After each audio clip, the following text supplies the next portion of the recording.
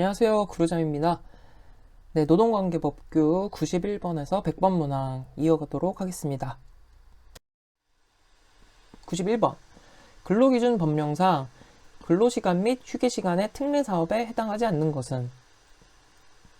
네, 근로시간 및 휴게시간의 특례사업 한번 볼게요. 사용자가 근로자가 서면 합의하면 주 12시간을 초과하여 연장 근로를 할 수 있고 휴게시간을 변경할 수 있습니다. 그 특례에 해당하는 사업들 보면 육상, 수상, 항공, 육해공이죠. 육해공, 파이프라인 포함이 되는데 예외가 있죠. 예외. 노선, 여객, 자동차 운송 사업은 제외다. 육해공 포함이 되지만 노선, 여객, 자동차 운송 사업은 제외다. 노선, 여객, 자동차 운송 사업은 제외가 됩니다. 4번 기타 운송 그리고 보건업이 추가가 됩니다. 그래서 육해공, 운송, 보건 그런데 파이프라인 육해공, 보건, 파이프라인 육해공, 보건, 파이프라인인데 노선은 제외된다. 그래서 정답은 4번이 되겠습니다. 92번 근로자 직업능력개발법상 직업능력개발훈련이 중요시되어야 할 대상으로 명시되지 않은 것은? 우선 근로자 직업능력개발법이 이제 명칭이 바뀌었죠. 국민평생 직업능력개발법으로 바뀌었습니다. 그래서 국민평생 직업능력개발법상 직업능력개발훈련 중요시되어야 할 대상 한번 살펴볼게요. 수급권자, 국민기초생활보장법에 따른 수급권자에 해당이 됩니다. 그리고 국가유공자도 해당이 됩니다. 제대군인도 해당이 되고 전역을 앞둔 전역 예정자도 포함이 됩니다. 한부모 대상자는 포함이 되지 않아요. 네, 참고로 이 한부모는 취업성공 패키지 1유형 기억이 나시는 분들도 계실 것 같아요. 우리가 노동시장론에서 봤었던 기억이 나는데 취업성공 패키지 공부할 때 봤었죠.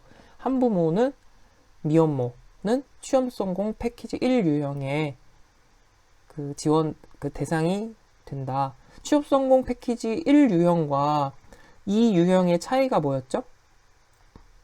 네, 구직수당, 구직촉진수당. 그것이 이제 금전적으로 이제 지원이 되는 부분이죠. 그게 포함이 되면 1유형이고 2유형은 취업 지원에 대한 부분이죠. 네, 그렇게 구분을 하시면 되겠습니다. 그래서 또 그 외에 추가로 살펴보면 고령자 장애인 직업능력개발이 훈련이 우선시되어야 할 대상. 네, 국가유공자 나왔죠. 그래서 보훈보상 5.18 민주유공자. 여성 근로자 중요시되어야 한다고 명시되어 있습니다. 중소기업 근로자도 그렇고요. 그리고 이제 상대적으로 어떻게 보면 직업능력개발 훈련에 좀 취약 계층이라고 볼 수 있는 이제 그런 계층이 이제 포함이 되는 거죠. 일용 근로자, 단시간 근로자, 기간제 근로자, 일시적 사업에 고용된 근로자. 네, 고용이 좀 상대적으로 안정적이지 못할 수 있는 이제 그런 계층들. 파견 근로자. 네, 이렇게 포함이 됩니다. 이거는 자주 나오는 부분이기 때문에 여러 번 보고 기억을 해두시는 게 좋습니다. 수급권자, 국가유공자, 제대군인 전역 예정자, 한부모는 아니다. 그리고 고령자, 장애인, 여성 근로자, 중소기업 근로자, 일용직, 단시간, 기간제, 파견 근로자 등. 네, 반복해 주시기 바랍니다. 그래서 정답은 4번이었죠. 93번. 직업안정법상 직업소개사업을 겸업할 수 있는 것은? 네, 이제 직업소개사업을 겸업 금지 제한이 되는 업종이 있어요. 살펴보면 결혼중개업. 네, 아무래도 사람을 대상으로 하는 사업이죠. 직업소개사업이. 결혼중개업도 마찬가지로. 그렇다 보니 좀 제한을 두고 있어요. 똑같이 좀 사람을 대상으로 하는 사업이라는 점에서 이제 제한을 두고 있다. 이렇게 생각을 하면 좋을 것 같고, 숙박업의 경우에는 이제 이 법령 자체가 좀 예전에 만들어진 법령이죠. 그래서 예전에는 이런 직업을 소개한다고 하면서 좀 악용하는, 범죄에 악용하는 사례들도 이제 많이 있었잖아요. 아주 예전에 뭐 인신매매 이런 경우도 있고, 그렇게 악용될 수 있기 때문에 이제 숙박업을 제한을 했던 것이고요. 또한 식품 접객업 중에서 제한되는 경우들이 나오죠. 이제 배달 판매, 차를 배달 판매하면서 시간에 따라 대가를 받는 형태로 운영하는 경우, 또 단란주점, 유흥주점. 그러니까 대체로 숙박업이랑도 비슷한 게 이게 악용될 수 있는 부분들이 있죠. 직업 소개업과 겸업을 하면 이런 종업원들에 대해서 범죄 위험도 많아지고, 네, 그러니까 그런 사기나 범죄에 악용할 수 있는 경우를 막기 위해서 이제 이런 부분을 겸업하는 것을 제한을 두었고요. 당연히 직업 소개업은 직업 소개업과 겸업을 하면 안 되겠죠. 네, 그래서 겸업 금지는 읽어보시고 기억을 하시면 되겠습니다. 그래서 정답은 4번 일반 음식점 영업과는 상관이 없습니다. 겸업을 해도 괜찮습니다. 넘어갈게요. 94번 고용보험법상 괄호에 알맞은 것은 육아휴직 급여를 지급받으려는 사람은 육아휴직을 시작한 날 이후 1개월부터 육아휴직이 끝난 날 이후 몇 개월 이내일까요? 네, 이것은 12개월 이내입니다. 12개월 이내에 신청하여야 한다. 육아휴직 급여는 이 문제를 통해서 기억을 해주세요. 육아휴직 급여는 육아휴직 시작한 이후 1개월 후부터 끝난 날 이후 12개월 이내 신청을 하여야 한다. 네. 육아휴직에 대해서 나왔으니까 정리를 해볼게요. 육아휴직 급여, 육아기 근로시간 단축급여의 대상. 이게 동일해요. 육아휴직과 육아기 근로시간 단축급여 대상이 동일해요. 육아휴직을 30일 이상 부여받은 피보험자는 육아휴직 급여 대상이 되고, 육아기 근로시간 단축을 30일 이상, 똑같이 30일이죠. 그러니까 30일 이상인 대상자 중에서 피보험 단위 기간이 합산 180일 이상인 경우, 네, 육아휴직이든 육아기 근로시간 단축급여든 30일 이상 대상자 중에, 피보험자 중에 피보험 단위 기간이 합산 180일 이상인 경우 대상자가 된다. 그리고 더 중요한 거는 여기 있죠. 육아휴직 급여, 단축급여 신청 기간이 시작한 날 이후 1개월, 끝난 날 이후 12개월 이내, 시작한 날 이후 1개월 이후부터 끝난 날 이후 12개월 이내 신청을 해야 합니다. 네. 그래서 신청 기간 기억해 두시기 바랍니다. 만약에 신청을 못했어요. 근데 이 부득이한 사유 때문에 신청을 못했다 그러면 그 사유가 끝난 이후 30일 이내에 신청할 수 있어요. 연기가 된다는 거죠. 그래서 그 사유가 뭐냐, 정말 부득이한 사유예요. 천재지변 또는 본인이나 배우자 또는 직계 존속 비속의 질병 부상, 병역법에 따른 의무복무, 아니면 뭐 구속이나 형의 집행, 정말 부득이한 경우들이죠. 네, 이 경우에는 사유가 끝난 이후 30일 이내 신청을 할 수 있습니다. 네, 그러면 95번 넘어갈게요. 근로자 퇴직급여 보장법령상 용어의 정의에 관한 설명으로 틀린 것은, 퇴직급여 제도란 확정급여형 퇴직연금제도, 확정기여형 퇴직연금제도, 개인형 퇴직연금제도를 말한다. 이거는 이제 개인형 퇴직연금제도가 아니라 퇴직금 제도를 말합니다. 네. 한번 용어를 정리를 하면서 넘어가 볼게요. 근로자 퇴직급여 보장법령에서 이야기하는 용어입니다. 급여라는 용어가 이 법령상에서 급여의 의미는 퇴직급여 제도나 개인형 퇴직연금 제도에 의하여 근로자에게 지급되는 연금이나 일시금을 말한다. 네. 근로자에게 지급되는 연금이라 하면 확정급여형, 확정기여형 퇴직연금이 되겠고, 일시금이라고 하면 퇴직금이 되겠죠. 네. 퇴직급여 제도의 의미는 방금 말씀드렸듯이 확정급여형 퇴직연금제도, 확정기여형 퇴직연금제도, 퇴직금제도를 말한다. 그래서 퇴직을 할 때 이 세 가지 중에 한 가지 퇴직급여를 선택을 해야 됩니다. 네. 그래서 보통 한 가지 이상은 의무적으로 이제 채택을 해야 되는 것이고요. 퇴직연금 제도는 똑같이 확정급여형, 확정기여형 퇴직연금이 있고 여기에 개인형 퇴직연금 제도를 포함하는 것이 퇴직연금 제도입니다. 그러면 이 확정급여형, 확정기여형이 뭐냐? 이걸 한번 살펴볼게요. 여기 4번을 먼저 한번 볼게요. 확정급여형 퇴직연금 제도, DB형이라고 하는데 Declined Benefit. 그러니까 베네핏 하면 근로자에게 제공되는 급여라는 거죠. 베네핏. 근로자에게 제공되는 베네핏. 확정급여형. 급여가 확정돼 있다. 지급되는 게 확정돼 있다. 네. 근로자가 받을 급여의 수준이 결정돼 있다는 거예요. 확정돼 있다. 근로자의 받을 급여 수준이 결정되어 있다. 확정급여형. 그러면 DC형이 있어요. 확정기여형. 확정기여형은 DC형이라고 하는데 기여, Declined Contribution이죠. 사용자가 기여하는 정도가 확정되어 있다.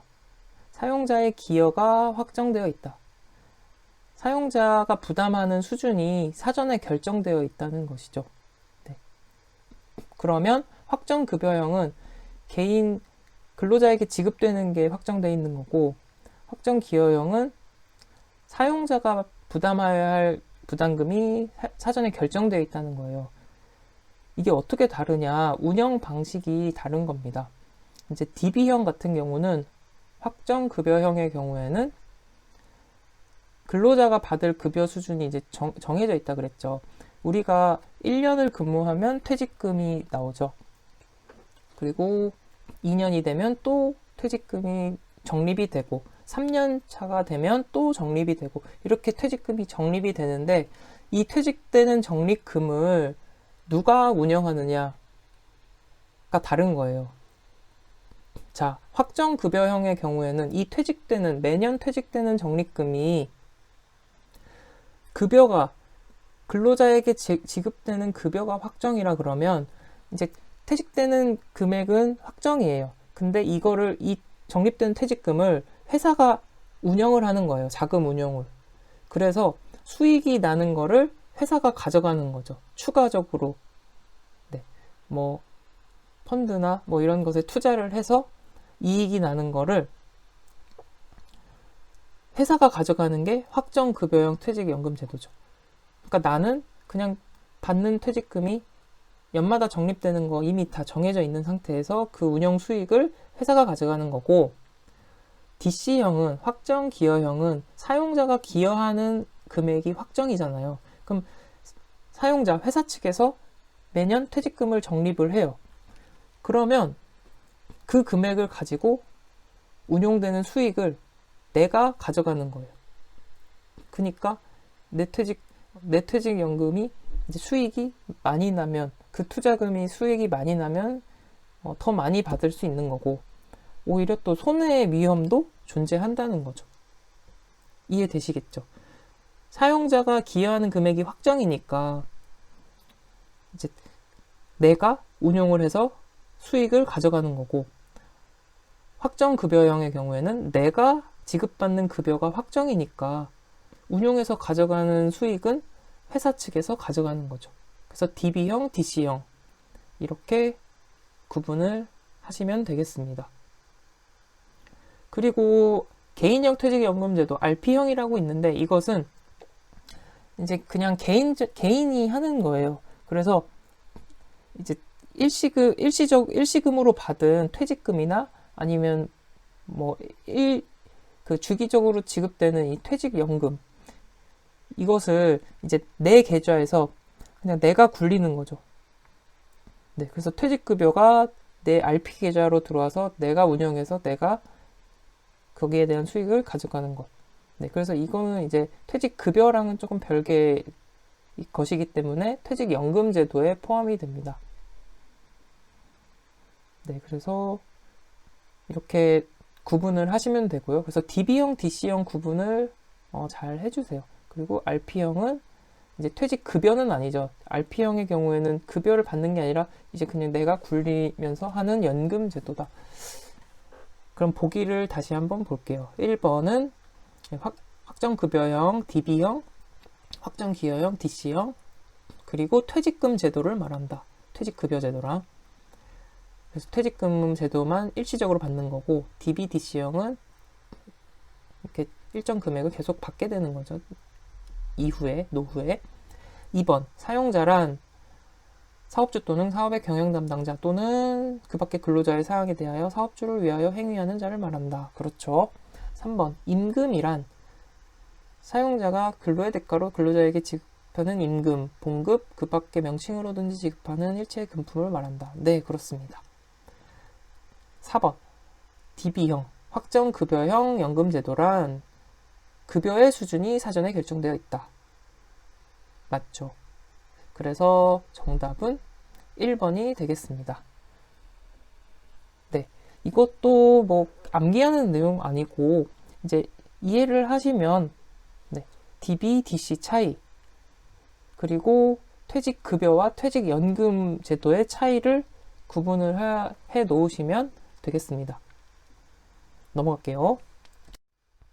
96번 근로자 직업능력 개발 법령 뭐라 그랬죠? 바뀌었다 그랬죠. 국민평생직업능력개발법상 고용노동부 장관이 직업능력 개발 사업을 하는 사업주에게 지원할 수 있는 비용이 아닌 것은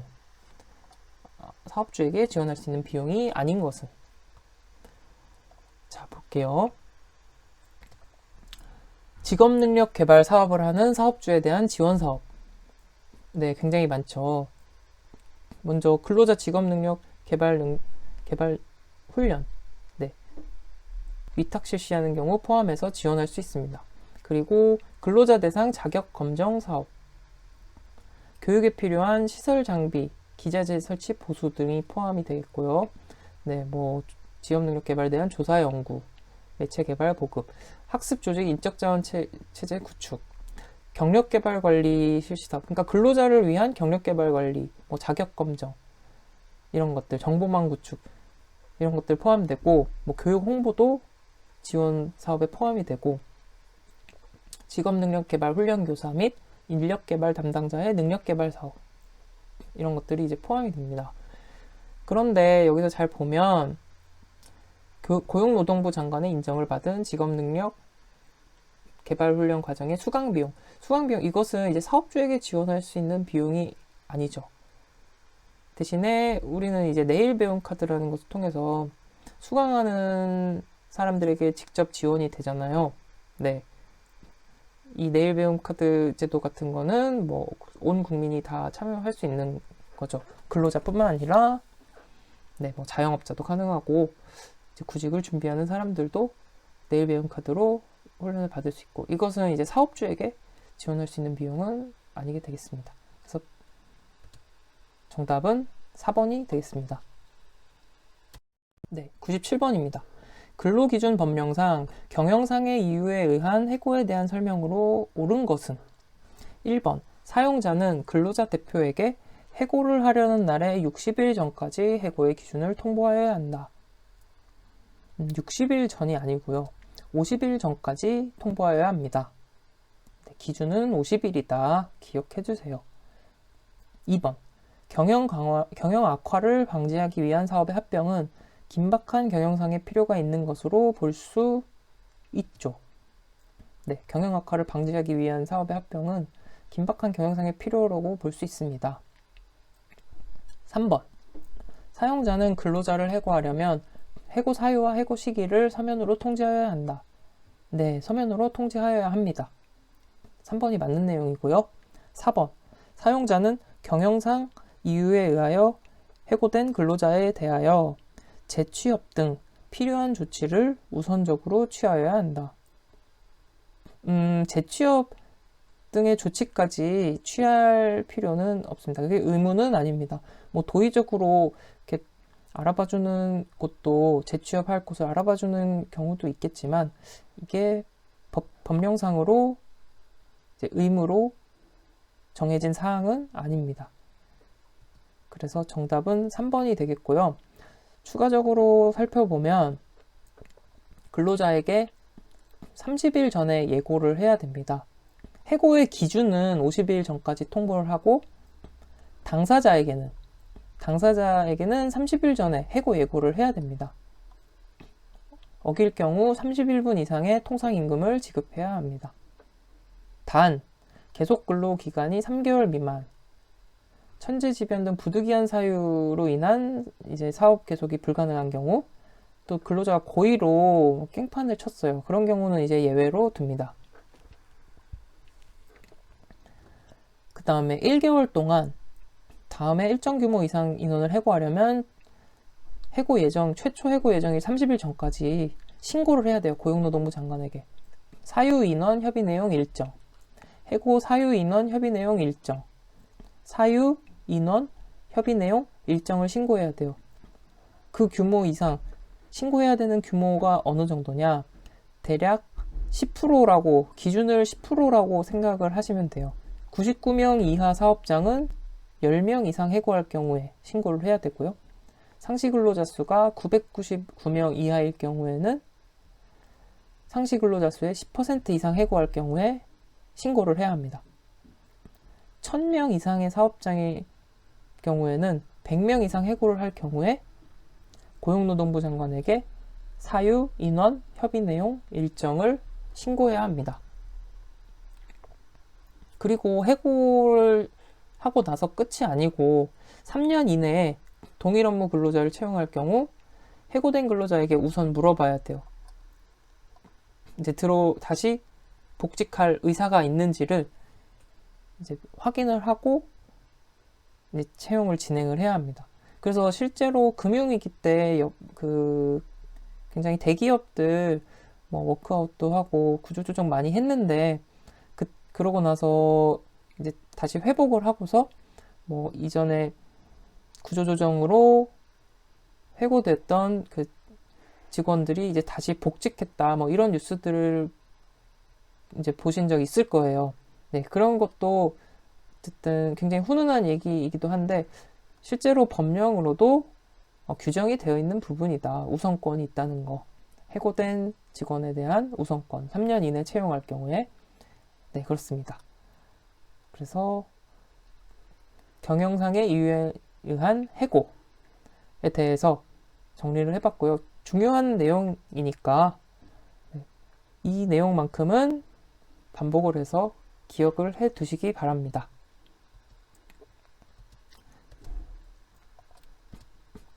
넘어갈게요. 98번. 근로기준 법령상 임금에 관한 설명으로 틀린 것은 1번. 고용노동부 장관은 체불사업주의 명단을 공개할 경우 체불사업주에게 3개월 이상의 기간을 정하여 소명 기회를 주어야 한다. 네, 그렇습니다. 3개월 이상 기간을 정하여 소명 기회를 주어야 합니다. 체불사업주의 명단을 공개한다고 했는데 어떤 경우가 공개되는 경우일까요? 명단 공개 기준일 이전에 3년 이내에 임금 등을 체불하여 2회 이상 유죄가 확정된 자, 그리고 명단 공개 기준일 이전 1년 이내에 총액이 3천만 원 이상인 경우 체불사업주 명단을 공개하게 됩니다. 네, 굉장히 큰 중대한 경우죠. 2회 이상, 3년 이내 2회 이상 유죄, 1년 이내 3천만 원 이상 체불. 그 다음 2번. 단체 협약에 특별한 규정이 있는 경우에는 임금의 일부를 공제하거나 통화 이외의 것을 어수로 지급할 수 있다. 자, 임금 지급 원칙을 보면 통화로 직접 그 전액을 지급하여야 합니다. 통화로 직접 그 전액을 지급해요. 통화불, 직접불, 전액불이라고 합니다. 통화로 직접 그 전액을 지급해야 하는데 단 법령이나 단체 협약에 특별한 규정이 있는 경우 예외로 둡니다. 그래서 일부를 공제하거나 통화 이외의 것으로 지급할 수 있다. 단체 협약에 특별한 규정이 있는 경우는 예외로 통화 이외의 것으로 지급을 할 수 있습니다. 3번. 사용자는 도급으로 사용하는 근로자에게 근로시간에 따라 일정액의 임금을 보장하여야 한다. 네, 그렇죠. 그래서 도급으로 사용하는 근로자에게 일정 임금을 보장해야 하고, 도급사업 임금에 대해서는 이제 임금 미지급이 직상 수급인의 기책사유인 경우 하수급인과 연대하여 책임을 진다. 즉, 이제 도급으로 사용하는 그 주체가 있잖아요. 회사. 이쪽에 기책사유 있으면 같이 연대해서 책임을 진다는 것입니다. 네. 사용자는 도급으로 사용하는 근로자에게 일정의 임금 보장하고 책임도 이제 연대해서 져야 한다. 4번. 사용자는 고용노동부 장관 승인을 받은 경우 통상임금의 70%에 못 미치는 휴업수당을 지급할 수 있다. 일단 고용노동부 장관 승인을 받은 경우가 아니라 평균 임금의 100분의 70 이상의 휴업수당을 지급해야 합니다. 네. 평균 임금의 100분의 70 이상. 평균 임금의 100분의 70 이상을 지급해야 하고, 만약에 평균 임금의 100분의 70이 통상임금을 넘어가는 경우에는, 그런 경우에는 통상임금으로 지급할 수가 있습니다. 네, 여기까지 괜찮은가요? 그리고 이제 통상임금 나왔으니까 한번 또 정리를 해볼까요? 통상임금과 평균임금이 있었죠. 네, 통상임금, 평균임금, 임금에 대해서 할 때 통상임금은 어떤 급여를 통상임금이라고 했죠? 기본급, 직무급, 직급수당. 기본급, 직무수당. 잘못 말했습니다. 직무급이 아니고 기본급, 직무수당, 직급수당. 이게 통상임금에 포함이 되고, 평균임금 같은 경우는 이전 3개월간 급여의 평균이 평균임금이죠.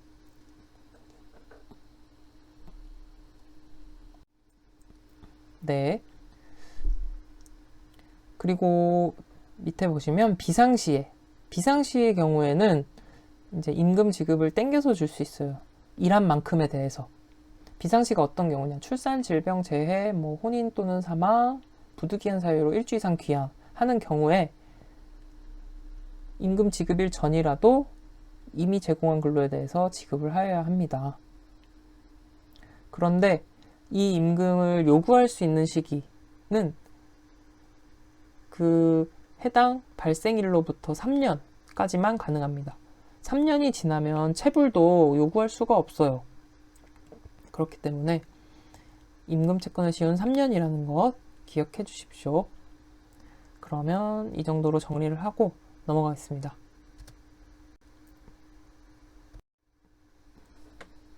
(99번) 채용 절차의 공정화에 관한 법률에 관한 설명으로 틀린 것은 1번 고용노동부 장관은 입증 자료의 표준 양식을 정하여 구인자에게 그 사용을 권할 수 있다.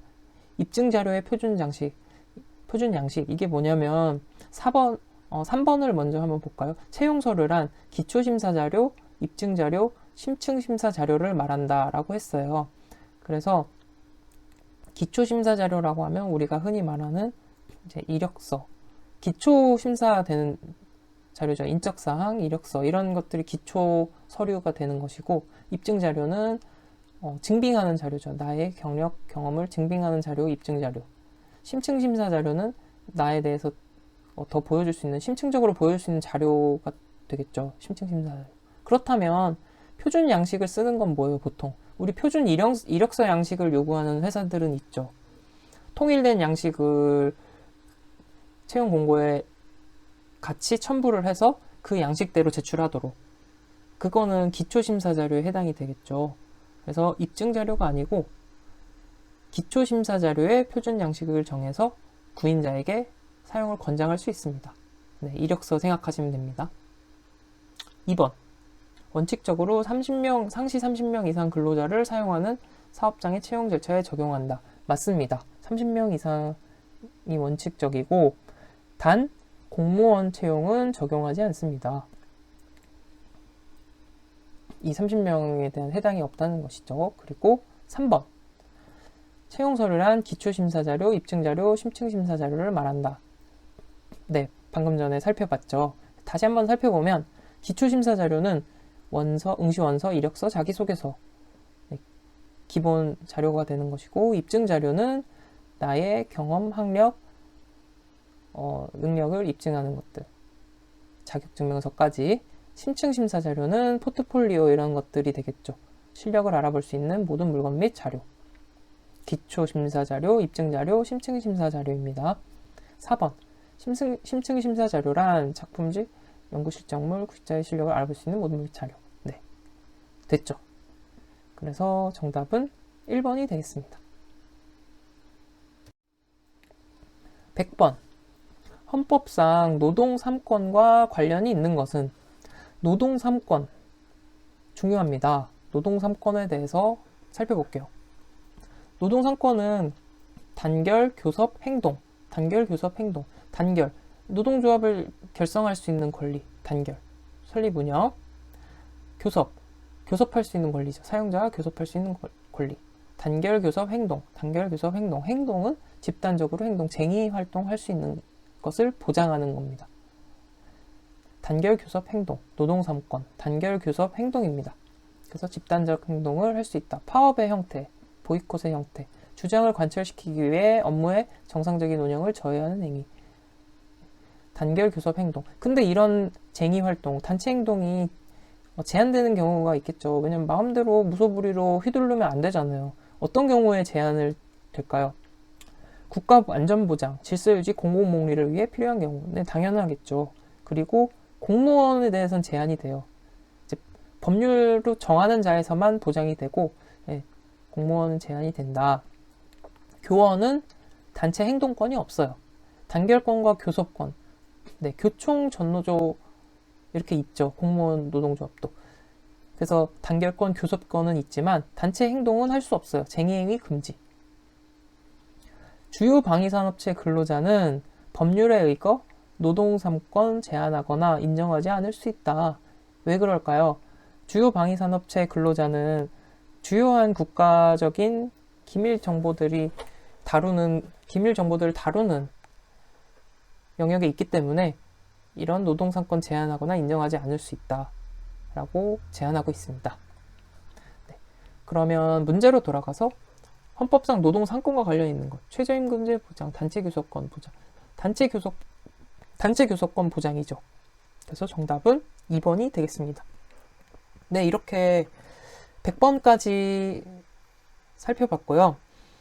네, 이렇게 해서 이제 한 회, 2021년 3차 기출문제를 살펴봤어요. 그러니까 기출문제를 단순히 문제를 많이 보는 것도 공부가 돼요, 당연히. 왜냐면 같은 문제가 반복되는 경우들이 있거든요. 하지만 네, 우선 이제 기본 베이스가 많이 없으신 분들 같은 경우, 공부 이전에 이게 처음 접하시는 직업상담사 시험을 처음 접하시는 분들의 경우에는 이제 기출문제를 통해서 공부를 하되 그 해당하는 이론들을 반드시 점검하고 공부하면서 넘어가셔야 그 이후에 학습이 점점 더 편해집니다. 그래서 조금 어렵더라도 처음에는 모르는 게 많으니까 당연히 시간이 많이 걸리고 그럴 수밖에 없어요. 근데 이게 회차가 거듭할수록 확실히 쉬워지는 게 느껴집니다. 당장 지금 1회차 마치고 1회차 복습을 충분히 하신 분들은 두 번째 회차 넘어가서 문제 풀이 할 때 확실히 쉬워진 거를 느낄 수 있을 거예요. 근데 또 3회차 가면 더 쉬워집니다. 그런 식으로 공부를 하시는 게 짧은 기간 가장 효율적으로 공부할 수 있는 방법이니까 조금 힘들어도 포기하지 마시고 힘내시고 오늘도 화이팅입니다. 네, 고생하셨습니다. 그럼 이만 감사합니다.